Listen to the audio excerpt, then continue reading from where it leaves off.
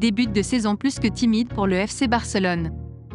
Peu inspiré et rapidement réduit à 10, le FC Barcelone champion en titre a été tenu en échec 0-0 sur la pelouse de Retafe ce dimanche pour son premier match de la saison en Liga.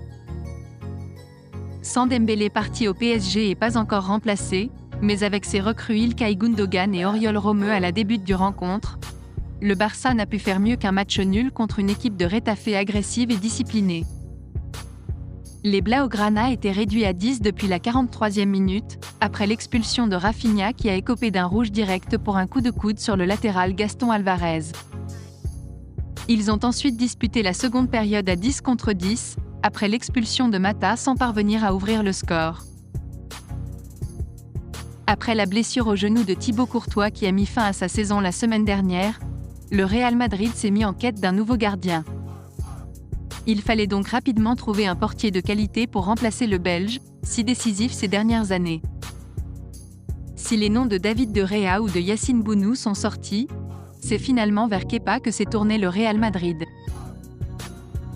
En quelques jours seulement, le club de la capitale espagnole a pu boucler l'arrivée du portier basque, qui avait pourtant récupéré son poste de titulaire en cours de la saison dernière à Chelsea.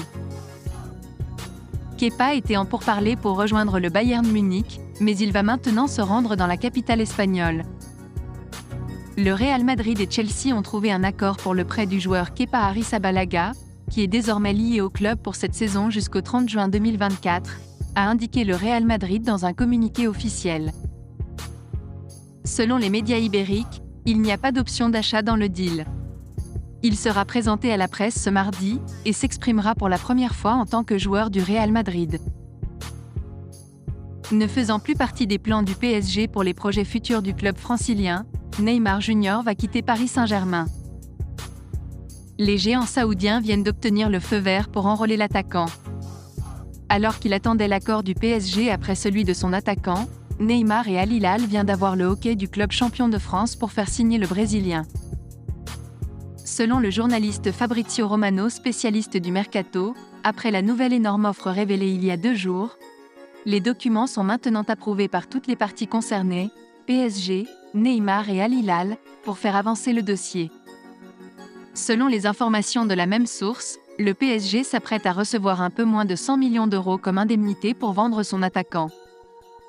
En effet, Neymar se rendra en Arabie Saoudite cette semaine pour signer un contrat de 2 saisons avec les géants saoudiens pour un salaire de 160 millions d'euros sur les 2 ans. Avec son probable nouveau club, Neymar ne devrait pas changer de numéro de maillot. Le Brésilien devra retrouver son numéro 10 qu'il portait au PSG.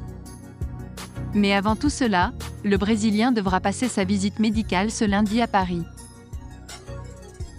Merci d'avoir suivi cette vidéo, et n'hésitez pas de vous abonner à la chaîne.